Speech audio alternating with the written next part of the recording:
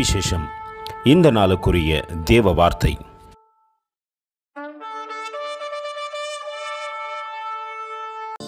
And Jesus said unto them, I am the breath of life. He that come to me shall never hunger, and he that believed on me shall never thirst. John 6:35.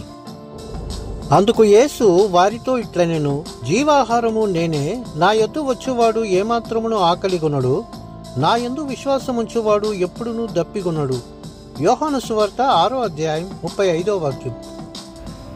இயேசு அவர்களை நோக்கி, ஜீவ அப்பம் நானே, என்னிடத்தில் வருகிறவன் ஒரு காலம் பசியடையான், என்னிடத்தில் விசுவாசமாய் இருக்கிறவன் ஒரு காலம் தாகமடையான்.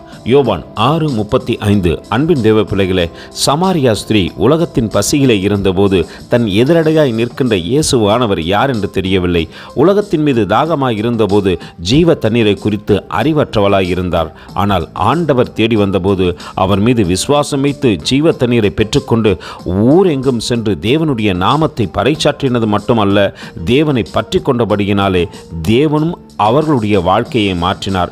இன்று நம்முடைய வாழ்க்கையை மாற்றத்தக்கதாக நம்மிடத்திலே கடந்து வந்திருக்கிறார். அவரிடத்திலே விசுவாசம் வைத்து உலகத்தின் பசியை மறந்து உன்னத தேவனுக்கு நேராய் தாழ்த்தி நம்மை ஒப்புக் கொடுப்போமா?